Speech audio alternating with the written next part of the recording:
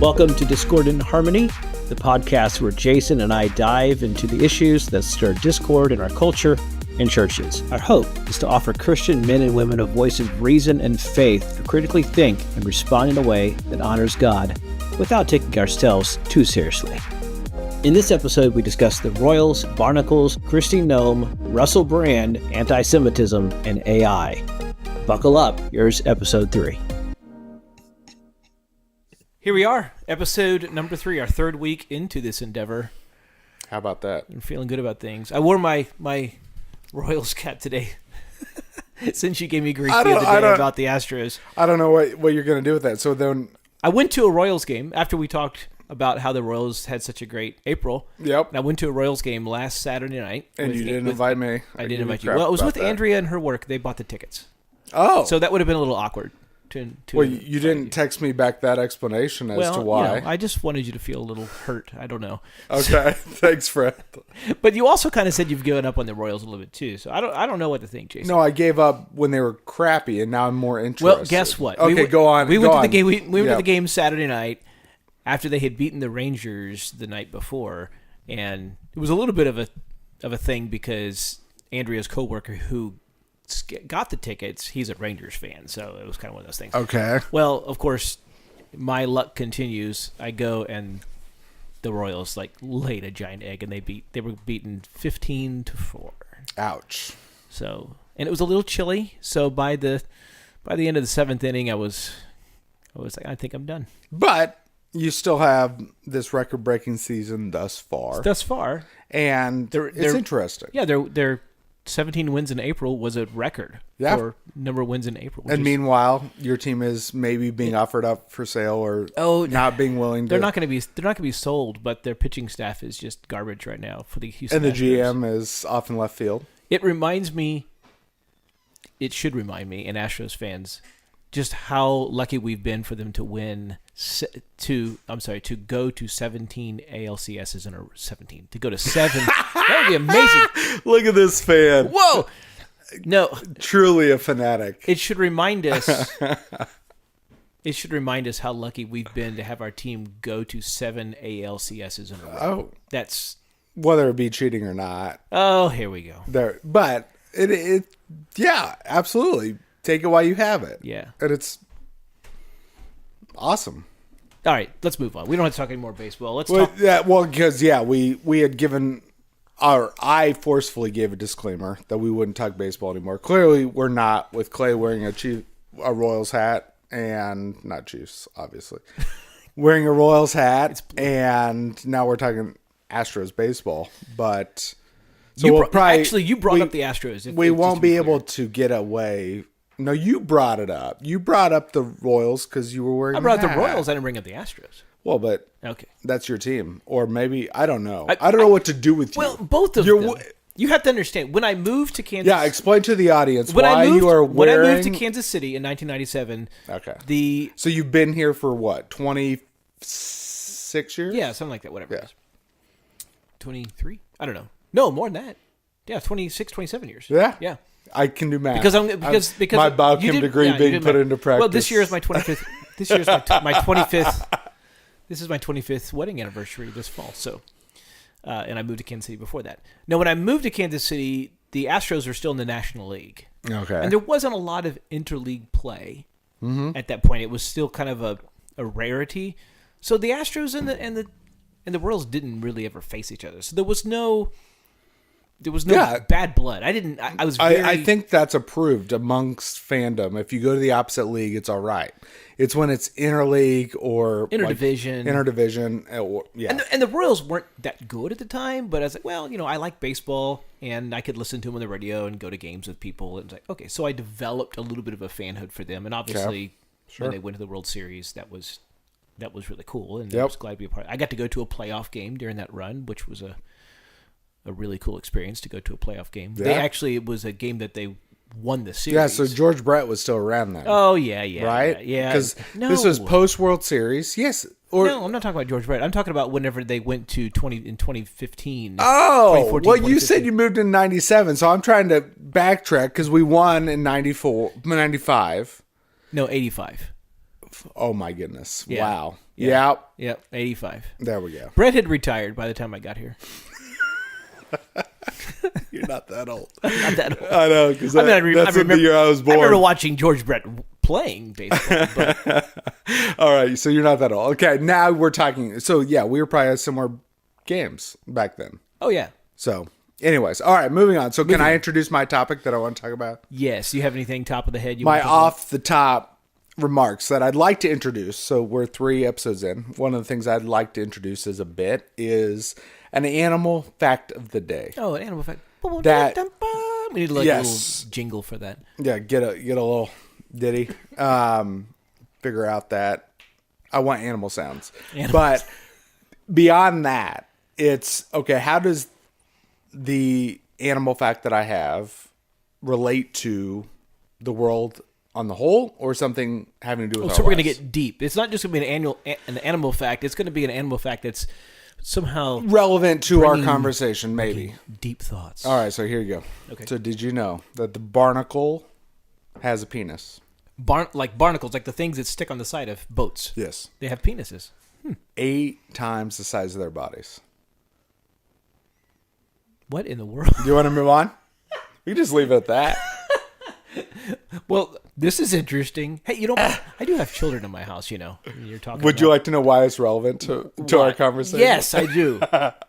So the reason it's relevant, in my mind, is, so I've been thinking about this. So my youngest dog, the matriarch, or not the matriarch, what do you call it? Is it a man? I mean, is it a boy dog? That's why I said, yeah, he's- it's a he's a man. It's not a matriarch, because that's patriarch. Zola. Patriarch. Zola. Patriarch. Zola's the woman. Yeah. She is the matriarch Then there's of the family. Then there's the patriarch. Then the patriarch. Is that how it goes? Yes, it's exactly how. It What? goes. Those are 2 words are met together? Matriarch and patriarch? Yes. Really? Yeah. What does this have to do with the barnacle's penis? Because my dog lost his balls 2 days ago. That's unfortunate. So he's in mourning. He's very sad. yeah. But we currently have The other dogs. active The other litter. dogs in the neighborhood are pointing at him, pointing fingers. We just at him. have, okay, we, unfortunately, the matriarch got impregnated while nursing our last litter, which was the purpose of even bringing him into the household in the first place. But after that, You wanted to have babies. we wanted to try, Okay. and see if that was something for us. like to sell or just so you Yeah, have to $1,000 sell and around then the house? maybe have one more dog. But okay, could we do a side business or something? Because we like puppies. It's this What kind of whole dogs thing. are these? We have a Morkie and a Yorkie. So Finn, the male, Yeah. is a Yorkie, and then we have Zola, who is a Morkie. And you thought that people would want to buy these animals? I thought so. It was harder than I thought, and the birth was way harder than we thought in the first one. Mm-hmm. One try was game over. now you're done. From Chelsea, my wife. She X'd it. We're not doing this anymore. But She came out with a knife the next day and was, come here, little. I get, come here, you well, little she was Morkie." ready to say we're done doing this, but I assumed, similar to how humans operate, that you cannot impregnate a dog while still breastfeeding. That's not true, because we caught them multiple times. I think human women can get pregnant while they're breastfeeding as well. Really, Yeah. I didn't think that was. So maybe I'm just way off base. I have to confirm this with my wife. She's a Yeah, nurse. you can go ask. But we caught them off in the corner of our house, and sure enough, they were pregnant again. And so then we have 4 new beautiful baby puppies that should be out of our house in 2 weeks or so. But we got the snip for Finn. He's gone. He is now no longer able to reproduce. He's lost his manhood. And he has been cuddling with me. Turned in his man card. Yep, I guess, if that's what you want to call it. He still has a penis, but... Well, sure. I understand how it works. I understand how. Tune in next week when we have an interesting fact about a vagina. Do you have something else to bring to us today? How can I top that?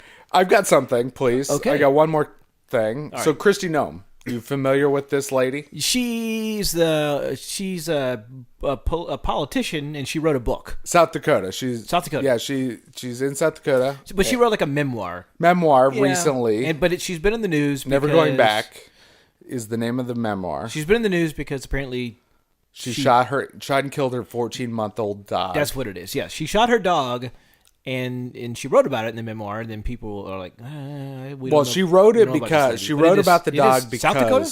She is South Dakota. Yes. Yeah, I would imagine people shoot their dogs a lot in South Dakota. I guess, but the whole thing was the dog was having such a good time while going hunting, but didn't go and get the birds, but just jumping around. And then when they got back home, he went and killed a neighborhood chicken. Oh. And that warranted then the killing of that dog. And she was fine with that. I think dog owners prefer to say they had to put him down. I don't care. You killed the 14-month-old, like, obviously we just talked about puppies. I cannot imagine. All right, so she killed her, but so what? Does that mean she also killed a goat? Does that mean that she's That's not my point. That's not what I'm bringing. So okay. then, as within the book, she also wrote about how, and I can bring up the official quote about how. Yeah, we only want official quotes. We don't want unofficial quotes on the Discord. So that podcast. She claims that when she was serving as a low-ranking congresswoman, she met with North Korean dictator. She used those words, a low-ranking congresswoman? Yep, this is quoting from... how sad. She was a low-ranking congresswoman. She met with North Korean dictator Kim Jong-un. Through my tenure on the House Armed Services Committee, I had the chance to travel to many countries to meet with world leaders. As I remember, when I met with North Korean dictator Kim Jong-un, I'm sure he underestimated me, having no clue about my experience staring down little tyrants. I'd been a children's pastor after all. Oh, that's why I wanted to bring this That's topic. a nice line. Did she go to North Korea? Like, I don't think... No, she in fact did not. So she's been called on that sense. So well, that's been the big topic. Where did she meet him? She did not meet him. Oh, nowhere. Nowhere. So she just sort of... So my beef... Like, this was a nice Sunday school story she made up here? Or? Well, so she got confused, as she's explained it, as she's been called out before, is other Asian. So now we have funny how politicians. So now we have racism, and when it got brought to my attention, isms.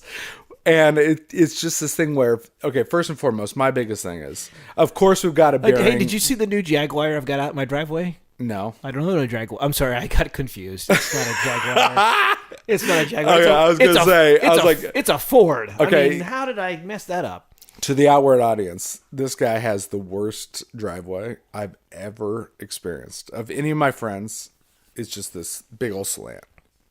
Beautiful house. It's like a 60-degree. But it's not. But it the feels like that. The driveway is just... Hey, deal with it in the winter. I'm slanting and trying to open up my door, and the door slamming on my leg. Anyways, okay, so the point that I wanted to bring up was, first and foremost, of course, Christians take us stray because you were a children's pastor, now you're this person. You're lying in a book. Second thing, came out recently that you also did the audiobook, and you read this out for everybody to then be able to digest, and it had to be brought to your attention. And it's just like, oh, come on. All right, so I guess there's one thing if you were to be able to go back and say, oh, I have a ghostwriter, because these people don't write their own books, right? They have ghostwriters who do this most of the time. I guess. Let's assume But this is a very specific story. I understand. So let's say she had a ghostwriter, and the ghostwriter made a mistake, pulled wrong information. I don't know. I'm just going to give her the benefit of that. But what you're saying is, when she's reading this in her audiobook, she should have, something should have gone, whoa, wait a minute. I didn't meet that man. I didn't do that. And I didn't use this very specific reference I was a children's pastor. I mean, that's different than, somebody at church, and they say, have we met before? And I'm not sure. Yeah, actually, we did when we were in Europe and France. But on vacation together. Yeah, something like that. I don't know. What my point is, this is Kim Jong-un. It's not like it's a... Did I meet that One guy of very few amounts of people are even allowed to go and visit. There's literally a handful of American politicians that have been able to go there. Dennis Rodman, he got to meet him. That is true. Whatever that tells you. Well, maybe his memoir has more truthful facts. Now, what would be amazing if Dennis Rodman was actually a children's pastor? Then we have... Dude, I've got another thing. So that reminds me. So if Dennis Rodman becomes a children's pastor, I want to go to that church because that dude has had a remarkable transformation from marrying Madonna to then becoming a children's pastor. But Russell Brand just became a Christian. Oh, I saw that. So that happened last week. I saw that. So that's interesting also. It is. I saw, you sent me a picture of, I did send of him you a getting picture. baptized Yep. in the Thames. Yep. Right, that's pretty cool. He got baptized in the Thames, and it was Bear Grylls who baptized him? Yes, it was. Yeah, it's pretty cool. Yeah. So to me, it's just very fascinating. So I've followed him for a little while, and he kind of runs around with the camps of Jordan Peterson and some of the strong-willed voices of our That's a very kind way of putting that. of our current culture. But Ben Shapiro's in that mix. yeah, he is in the mix, and I think Trump's not too far off. You know, Jordan Peterson, by the way, he's one of those guys. He needs to poop or get off the pot with his faith. He seems like he just like, well, I don't want to tell you. I'm just gonna keep you guessing, and maybe that's just like a part of the shtick. But anyway, I would love to see the vulnerability that Russell Brand has showed. So I've been following him for a little while, and so over the last few months, especially, he has landed on this idea of Christianity being the most realistic and applicable faith that he's ever experienced in his life. Nice. And so then watching this discovery real time over social media has been very interesting to me. And so the only reason I bring it up is so that he became a Christian about a week ago, just got baptized. And so now it's this deconstruction where now that I'm a Christian, what do I think about the system? And so I'm very interested to see how he then takes this. Are there? Do you see in this? Do you see a lot of skeptics, people who are like Because I've noted in the past that it's interesting because we could send our 14-year-old to summer camp and they come back after a week at summer camp, staying up way too late, eating too much, candy, and flirting with the opposite sex, and just you know what I'm saying, just having a good time at camp. I remember youth camp. And then they come home and Mom, Dad, I had a come to Jesus moment at camp, and I prayed and I gave my life to Jesus, and I got baptized, and we sang songs, and as a parent, you're immediately, that's wonderful. Sure. We don't doubt that at all. We don't doubt that experience at all. But when a celebrity or a kind of a known entity says, "Hey, I've decided I'm going to follow Jesus," I always find there's a large amount of skepticism. Like, I don't know if that's really real with this. Sure. And especially they've got to prove it to me. Sure. Kind of thing. Well, and especially with somebody like Russell Brand, who, like, for those of you that have seen Forgetting Sarah Marshall, like when he literally portrays himself within the movie, like there's just this smorgasbord of your tattoos don't make sense. You've explored all these things. You're debaucherous. You do all these things. And now you're at this place where after all this life you've lived, you've now found Christianity. So are you There's saying, a resentment potentially. are you saying that he's changed his brand? Oh my. There's a pun. Pun intended. Look at that. Pun intended. Add the drum beat. Maybe. But like that resentment there where that guy, okay, he's done all these things. Yes, prove it to us. But then beyond that, it's like I've been surprised by, like for me, hey, this is great. Like I'm pumped about this. But there's been a lot of people, like you go look in the comments and there's a lot of people shaming him, bringing up things of the past. And he ends every video that he does on social media with "I'd love to know what you think. Leave your." So he's good at this, obviously. So then he welcomes this feedback, and it's just, come on, just let the guy be. Like he's pursuing this. I'm just excited to follow him on that next adventure. Well, I think there's a couple. My personal opinion on this. One is I think a lot of people have a false notion that if someone is a public figure, then that means we all have free reign to just beat on them. Sure. Right? Sure. I don't think that they do. Two, I think there's a little bit maybe of way down inside our hearts is some envy. Like, oh, here's a guy who got to live the life, Sure. the sinful life that we all kind of, man, and he kind of got away with it, and now he gets to have Jesus and go to heaven. It's a little bit like the older brother in the prodigal son story, Sure. right? I've been faithful. I've done all the faithful stuff. And then this guy comes along. Wait a minute, it doesn't seem fair. Sure. I mean, it's the same thing of two other guys on the cross, and one guy gets to go be in heaven. And okay, you lived this whole life, and now you get to go be with Jesus. Boom, yeah. Well, for me, that's not for me to judge. And you've also been able to see the consequences of sin. And, Sure, yeah. And so then within that, the pursuit, like to me, one of the most interesting things for Russell Brand himself is the fact that you've been able to experience these things and you're still searching. Like you've made it to this point in your life and you're still not satisfied. Mm-hmm. Well, that's why Christ exists. Right. That is the fulfilling aspect. And so for him to then do all that he's done, lived the drugs, the sex, the movie star, all of that, and now you aren't satisfied and you're still searching.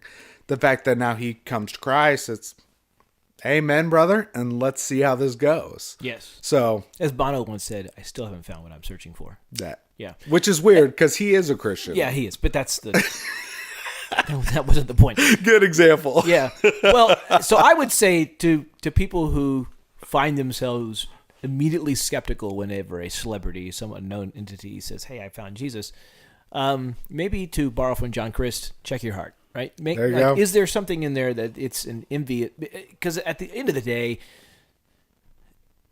you're going to say, well, that's not fair. You feel like it's not fair. But the truth is, those people, who live years and years and years in sin, they're still suffering. Yeah, they have forgiveness of their sins, but they're still suffering the consequences of their sins, consequences that you and I have thankfully not had to endure.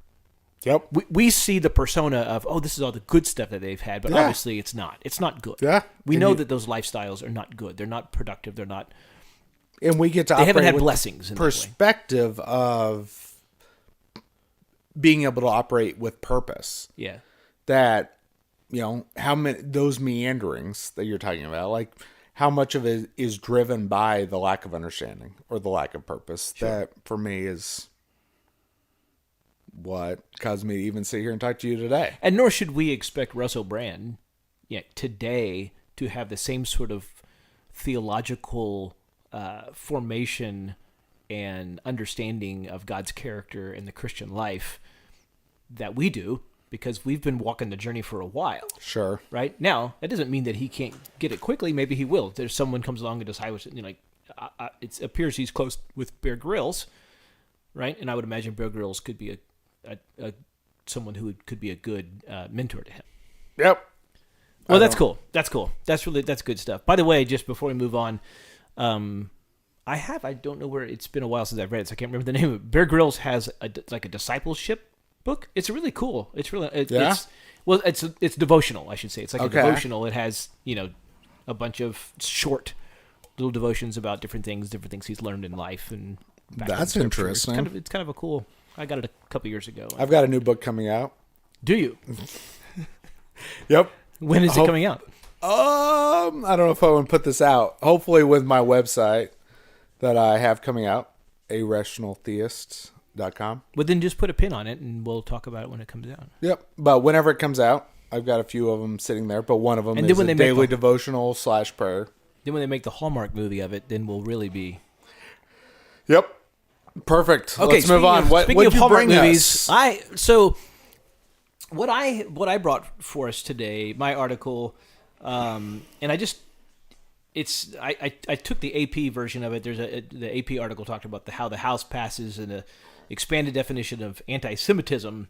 Yeah. Amongst the the campus protests we talked about last week, and just to kind of give people a little bit of a summary of what that is.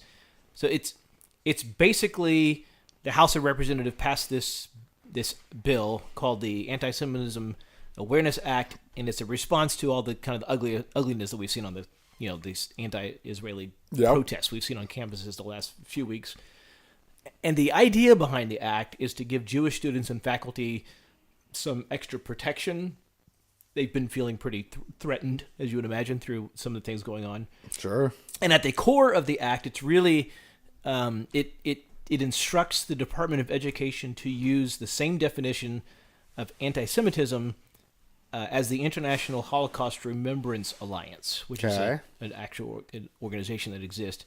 So when it comes to like schools and colleges, universities, colleges, I suppose it could be applied to elementary and secondary schools too, but their mindset was colleges and universities that whenever they're forming their discrimination policies that they need to use this act that needs to inform them of how they use consequences and all. Right, yes. Right. So do you have a specific mention of what it looks like, or what specifically do you want to talk about, I guess? So, I think there's a couple of things with this. One, the idea behind it, the intention behind it, I applaud. To say, well, there are people that are being discriminated against, and there's violence taking place against Jewish students and faculty, and we need to help them. Okay. So that I completely applaud. But I think we do not need hate speech. We don't need hate speech. We don't need people. Yeah. Right. But I think what they end up doing is a little bit misguided in a couple of ways. One, there's a pretty decent chance that this thing's not going to pass muster with the with the First Amendment. I'm not going to read all of this because there's quite a lot here. Okay. But because it's telling the Department of Education to adopt the definitions from the International Holocaust Remembrance Alliance, well, when you go to that organization's website, they have quite a bit of stuff that they're packing into this. Sure. Just here, I'll read a couple of them. So for calling for, aiding, or justifying the killing or harming of Jews in the name of radical ideology or an extremist view of religion, okay, I can get on board with that. Accusing Jews as people of being responsible for real or imagined wrongdoing committed by a single Jewish person or group. Denying the scope and the mechanisms of, like Holocaust, if you question, there's a couple of things in here. If you basically question things whether about it happened or not. If it happened or the Holocaust. Accusing Jews of being more loyal to Israel than they are to, the country that to like American Jews, where they're more, accusing of that. There's one here that I think a lot of Christians will kind of bristle at a little bit. Using the symbols and images associated with classic anti-Semitism, i.e. claims of Jews killing Jesus, to characterize Israel or Israelis. And it goes on. There's just a lot in there. And the issue of it is, on its face, you think, oh, this isn't bad stuff, but it's...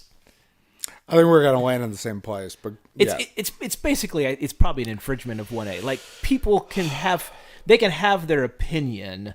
Sure. Or they can even have a firmly held belief that they don't like Jews and Jews do bad things. Well, I don't agree with them on that, but they have their opinion on it. So I think that's the first problem. There's a couple other problems, and I'll unpack them as much as you want me to. But the second is, I think the issue with this act is it's redundant. So there's already, and the way I said it is because there's already laws on the books about discriminating people against their... That's the first thing I thought. Right, their race, their country of origin. You can't do that. You can't discriminate people. The problem is not, we need to have a law. We need to enforce the laws, and specifically the school policies, the anti-discrimination policies already on the policies of these schools. They're not enforcing existing law and existing policies. So just creating a new thing doesn't solve the problem. We see that oftentimes with a lot of like gun control stuff. It's always, let's just add something else, but a lot of things aren't being. And the third problem I think is, there's a lot of maybe this term is overused, but some virtue signaling going on. That's the first thing I thought. Right, about. like the people voting for this, they know it's probably not gonna. The Senate's not gonna confirm it, and the Supreme Court might strike it down at some. Like they know it's not going to go anywhere. It's just to get more voters. But they can tell their to voters be on the right side of right. They can tell their voters, I did something. Sure. Right. When the voters are like, what are you doing to help protect Jewish people? I did this. I voted for this law. So I think it's a little, All right. that kind of stuff bothers me. Yep. So, yeah, we're not going to disagree with this one. The initial thought I had is, okay, I thought there were already laws in place that restricted this kind of behavior. Yeah. And so then to see this, I think Congress is telling on itself. We have a visitor. Bear is here to visit us. What's up, Bear? Look at this cuddly little guy. How old is he now? 10 months, something like that. Almost a year. Yeah. Hopefully none of my little ones get this old and they're out of my house. He's already been under the knife, so. So, yes. So with that, it's a virtual signaling. Yes. The way I look at it. It's also a thanks for telling on yourself, because I don't see you doing the same thing when we hear of other prejudice or racist things coming up in the news. But this is an easy one, and this is an easy target, whether it be with the Christian audience or the Jewish audience or whoever it is that you're virtue signaling for, that this leads down a slippery slope where, one of the things that I read on a different article when you gave this to me was, so what is stopping this new law, if it would go through, the discrimination being leveraged? Like, so if I have something to say against the Israeli government, what is stopping police from saying, okay, you are using harmful language against the Israeli government? Yeah. If I have issues with the way Benjamin Netanyahu is conducting himself, okay, is that now hate speech?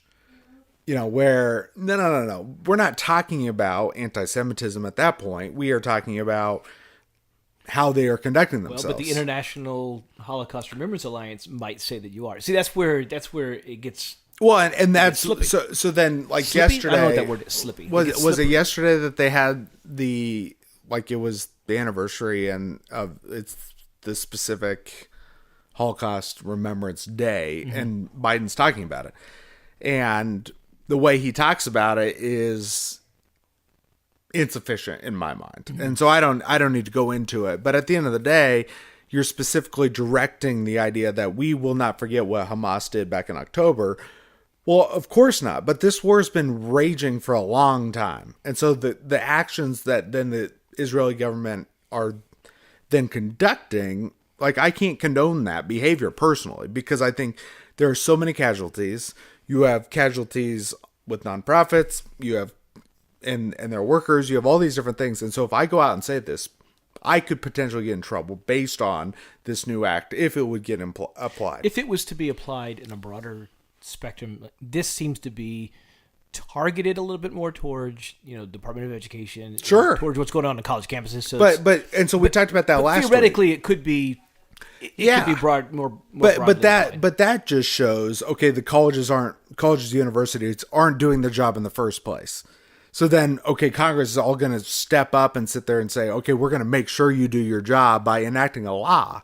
But you're just trying to make it easy. You're pushing the easy button and not actually. Well, so I think that is one of my thoughts when I think about what's the Christian response to this, because I think there's probably a lot of Christians who are very favorable to the Jewish faith and to Israel, and I am. I certainly am. As am I. Without a doubt.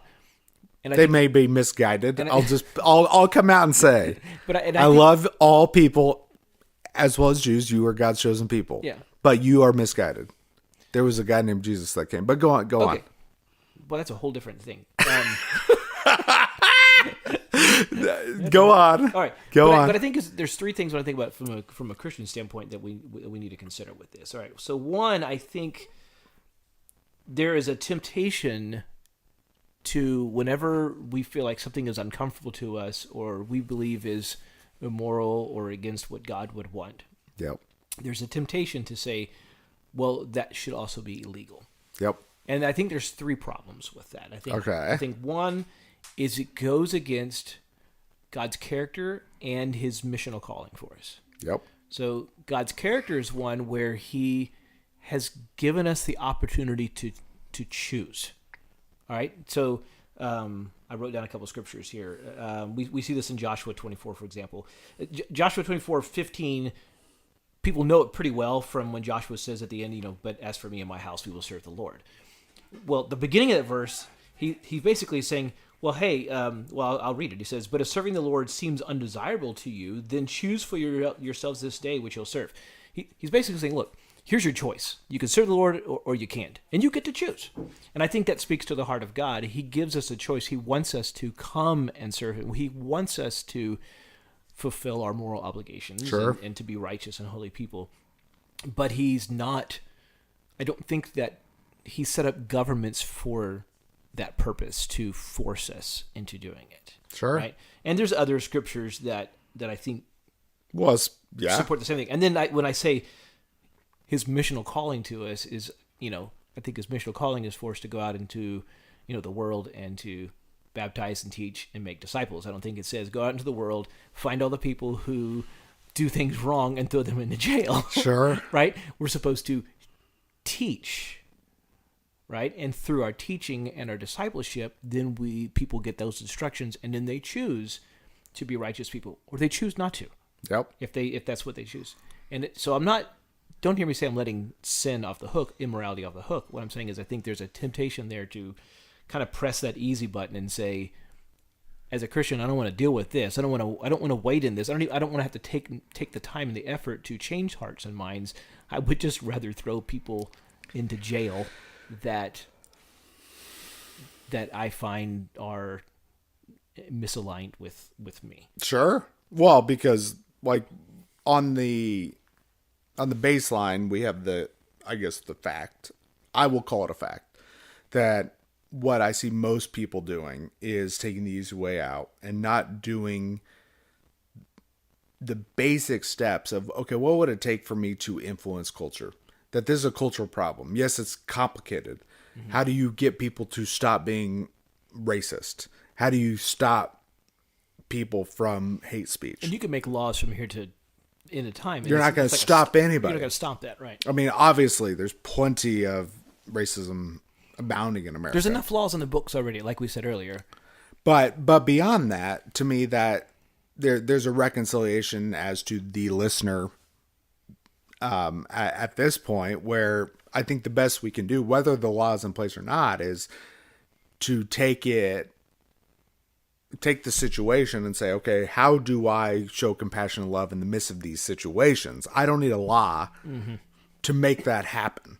And I don't need a law to call somebody out if we see it happening in our context. Like if we see bigotry, if we see anti-Semitism, just go stop it, call it out. Like that's how we make actual change. We don't whether you're not going to sit there in that moment and say, okay, this new law passed, it's going to let me now say this in a forceful manner. It's already a law in the first place. I'm not even sure it's that. It's well, there's a law out there, so some police or someone else will come and take care of it. I don't have to deal with it. Sure. It's not my responsibility. It's just not a good faith argument in my mind. It's laughable. When you sent it to me, it's just I literally rolled my eyes. And my other and honestly, my other issue I think that should be a concern for Christians with this is when we more and more we allow government to become the arbiters of what's moral or not. When we give them that permission, well, that I guess that works as long as they're on our side. But the second that they're not, then this double backs on us, right? I mean, there's an example of this in here where you could begin to make an argument that if someone were to say on a street corner, Jesus is the only way to reconciliation with God, oh, well, maybe that's hate speech. Maybe that's anti-Semitic speech. Someone might make that argument. So my point is we have to be very careful, because if we make this bed, we might have to lie in it at some point. Yeah, and I think, yes, absolutely. And it's just, it shows the lack of conviction, because clearly the people that are passing this are not playing this all the way out, right, in my mind. Right. It's... And I understand, yes, God, I think that there's scripture that that supports this. And I failed to write it down, so forgive me for that. But God instituted government for a purpose, to maintain order, to have justice. But I think, in my mind, I tend to side a little bit more from a libertarian standpoint of government exists for three reasons: to protect us from physical harm, financial harm, and to protect our property from damage or trespassing, right? Like you should be able to have your property and no one come on your, someone can yell out there, Jews are trying to genocide, whatever. They can't come into my house and do that. Sure. I can tell them, you have to leave my house, right? There's no First Amendment right that you can come into someone's house, or for that matter. I know it gets squirrely when you start talking about public education public places, right? And that's why schools they can have rules around, I forget what they're called, but like time and space policies where you can give people opportunities to speak their mind, but you can put some certain parameters around it that don't distinguish this group gets more time or space than this group over here, because that becomes discrimination. Okay. That really was at the heart of a lot of what was going on with these campuses, because once someone pitches a tent and they say, this is mine, well, then now they've made disrupting everything. Yep. No one else the other side can't really speak, and you're just you're on this disruption. So anyway, that's a long way. I think as Christians, we should be aware of that. And I wanted to point out the fact that it's not a good thing in my mind. Others might have a different opinion, but that's where I land on it. I'm there with you. So the discordance isn't between us. We're on the same page. You and I are in harmony. That we are. That's nice. All right. I'm going to get comfortable. Tell me about your article. Get comfortable and tell me about your article. So my article. Okay. It is about AI. So there's been a big topic. What if only AI could have mowed your yard for you? That if I could get a robot that could know how to do that. A robot, they're going to be out there. Well, there are those ones that go by themselves and just go. True. They're like the Roombas. They're like a Roomba, but they work in your yard. Yeah, I should. Yeah, those are expensive, but I'd love one of those. I would imagine. That's usually how these things work. I'm sure the first Roombas were expensive, and now more people have them. I have one. I got gifted one. I do have one. Wow. But the problem is I have steps, and so they can't go up the steps. So I have small areas that they can work in, but I have to move them every time. Anyway. Oh, no. All right, so AI. What a plane. You got to move. So the article that I brought is a Barna research poll article, and I guess, disclaimer, not going to sign off on all that Barna does, partly because I feel like half the time the people that they're polling I don't trust. But the evidence for your story here is you're telling us right off the bat it's not trustworthy. Well, you'll see when I have my point that I'm going to make. So I guess we can agree to disagree right off the bat. I'm not disagreeing with you. I'm just trying to get clarity. The title of the article is 3 Takeaways on How Pastors Can Use AI. And so this is a segment I'd like to call Jason Reads, just to give you some of the stats. So 3 in 4 U.S. pastors, 77%, based on their statistics, agree that God can work through AI.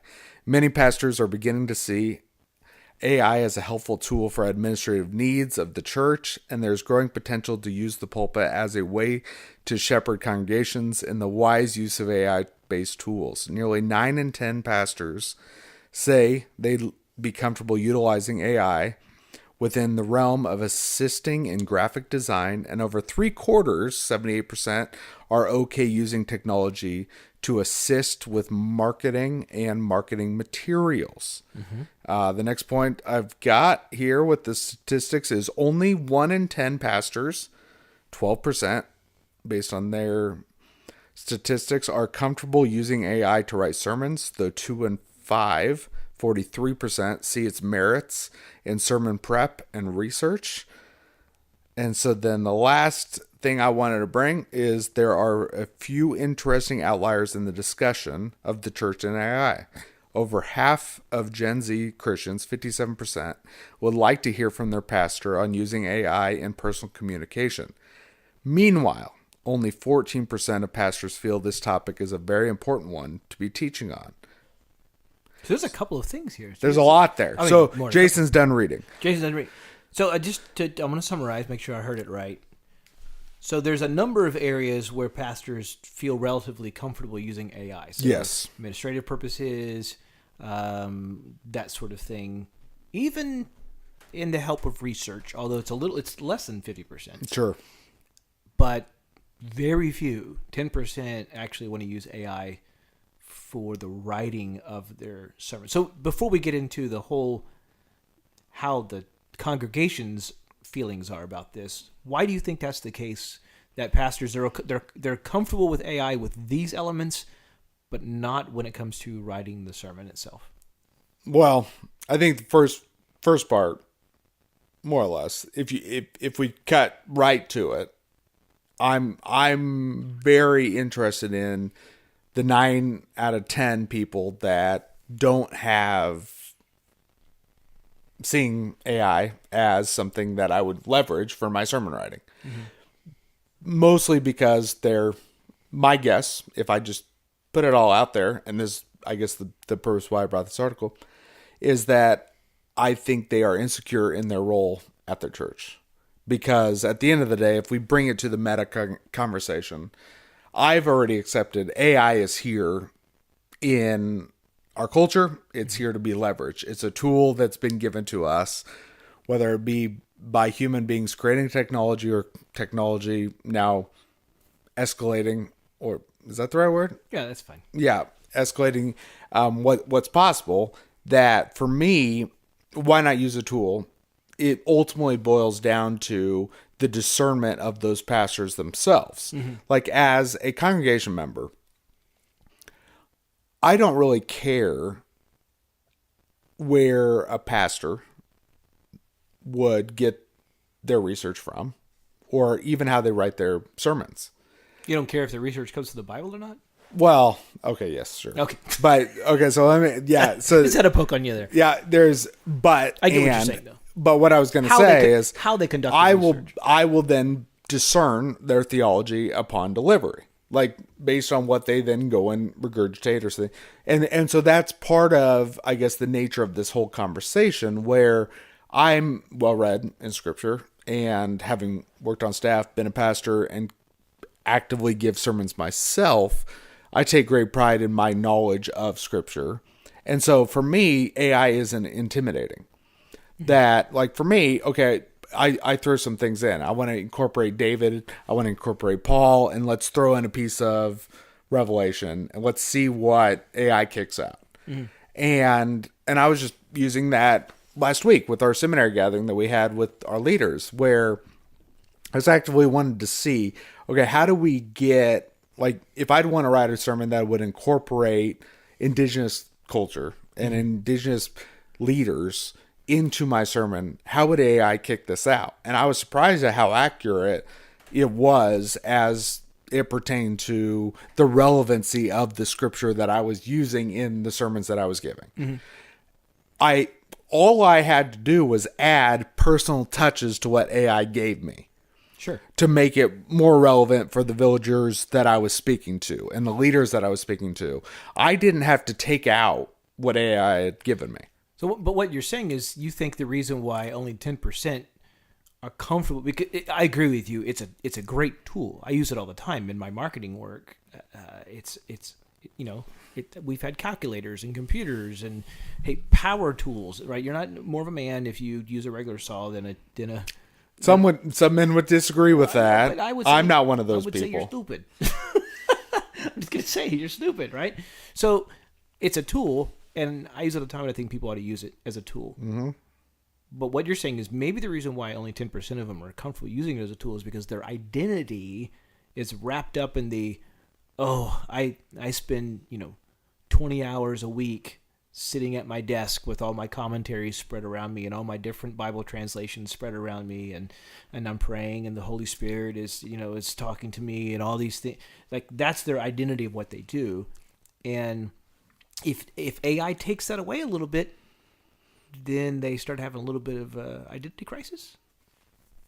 That, yes. So that, and I don't know how authentic pastors are with their congregations in the first place. Like I think on the inward place, so the pastors that I know, I run around with pastors on a daily basis, that there are the highfalutin ones. They're the ones that take themselves very self-seriously, the ones that will actively regurgitate what they are researching and studying for their Sunday scripture. So there are those gas bags, those guys out there. Like, I don't really care. Gas bag. I don't know. Like, I did not need to know your interpretation of Hebrew in this topic. It has nothing to do with what we're talking about right now. But good on you. So it's a little bit of the puffing up. Oh, absolutely. That's what I'm referring to. Those people that are like, I don't care that you're researching. I don't go to your church. I don't care what you're preaching about. We're here to talk about this. I see. So they're there's kind of hijacking the moment. Absolutely. To just flaunt what they are actively doing. But I think, like, who knows who's actually responding to these Barna polls? Right. I don't know. There's a certain hijacking the moment to pimp their book large on Jezebel. Oh dear! Call back. Go listen for Episode 1, week 1.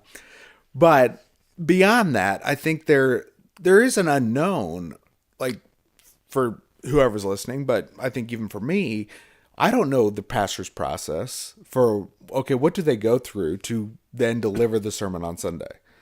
And if the congregation thinks that or knows that I'm using AI to create it, they will think I'm an inferior person or I'm an inferior it's an identity position. Yeah. And so, like, to me, I have no issue if the pastor would actively sit there and say, I'm leveraging AI to shortcut some of my sermon writing so that I have more time to do X, Y, Z, so that I have more time to serve the community, so that I have more time to figure out, go to hospital visits, be there, actively do counseling with my congregation. Mm-hmm.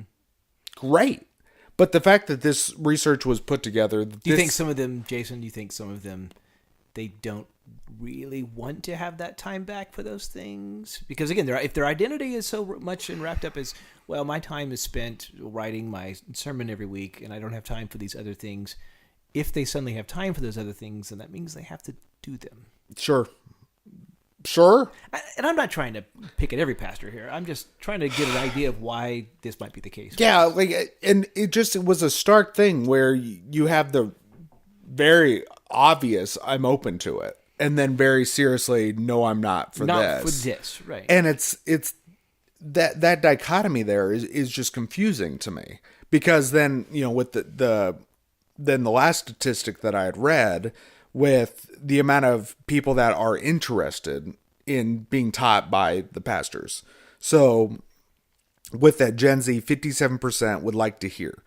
And then I didn't keep reading because I felt like I had read a lot. But I have more to that quote. So that there's also a desire among older Christians to hear from their church about how to use AI well. 44% of Gen Xers and 36% of Christian boomers want to hear from their pastor on using AI wisely.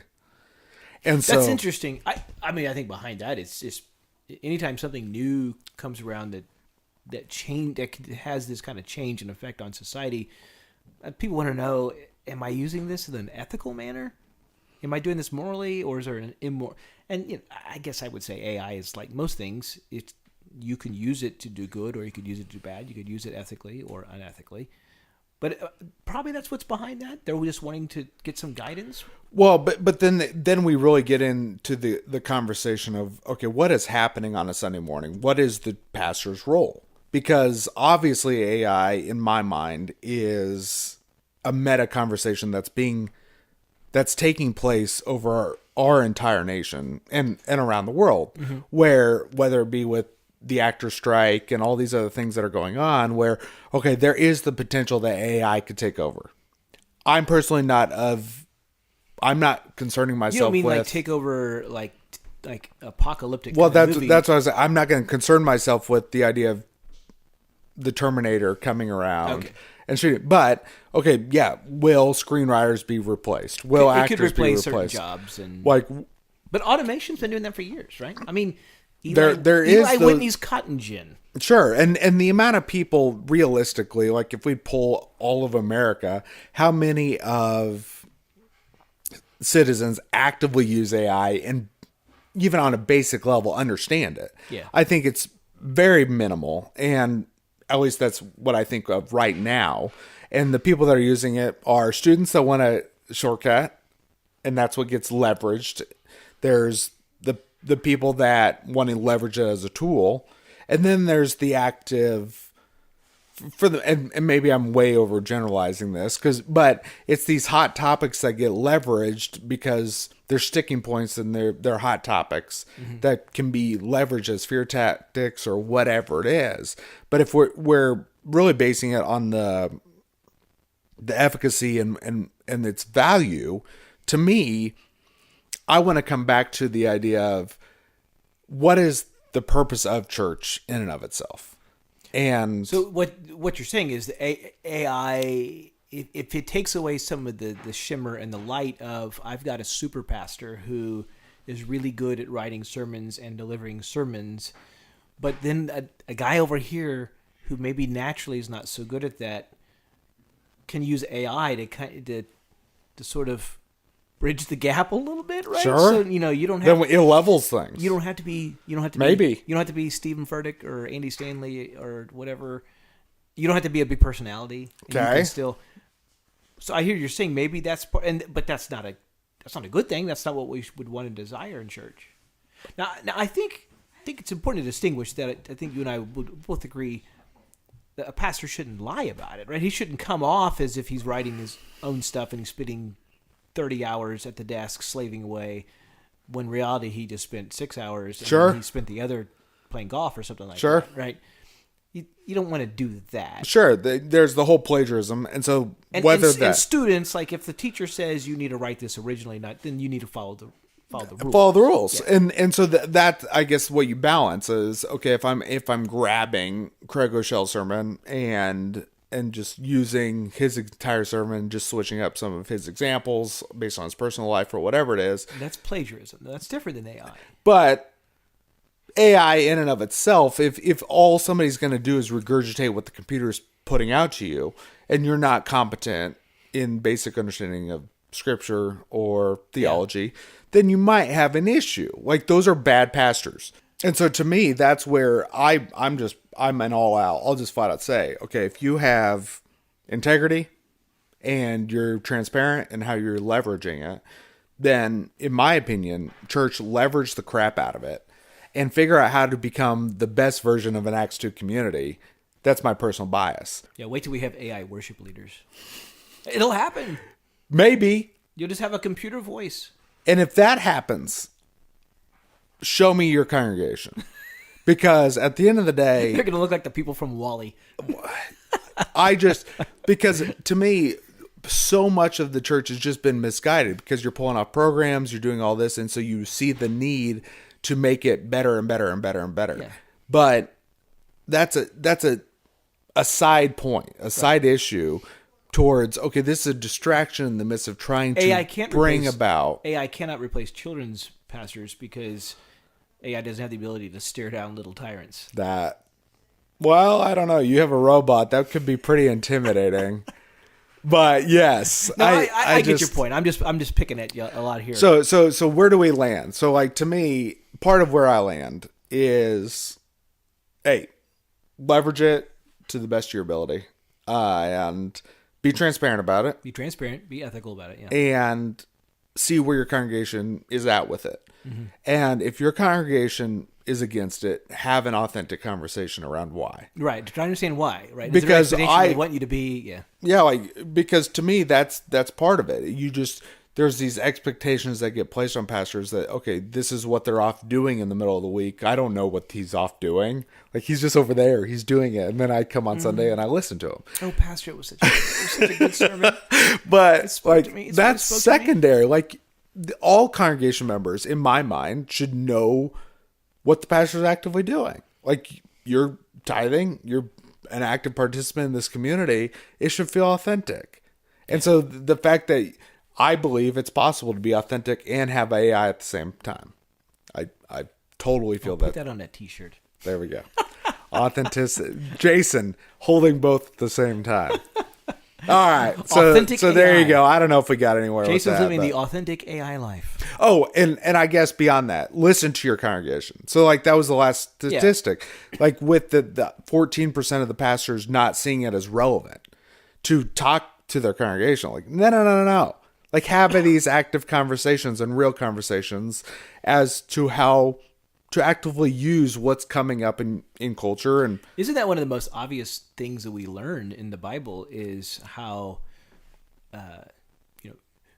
Jewish idioms, the way things were taught, the rabbis, the way they taught things, and then Sure. teaching Jesus. yeah, and the you see disciples. the sarcasm of But Jesus. and- everything was taught through a lens of culture, like a very agrarian culture. So that's why there's a lot about planting and harvesting, and like people understand these terms. Everything was taught through the lens of what people Sure. understood.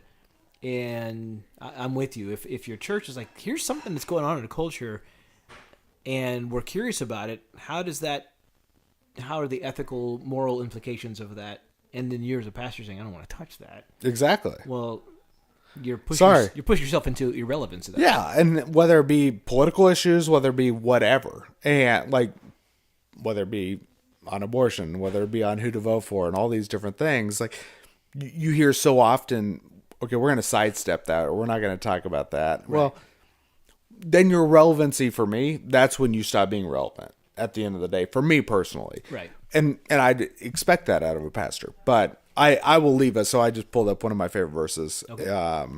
And I think it ties in this concept. So James Good 3 place to land the plane maybe. So James 3:13.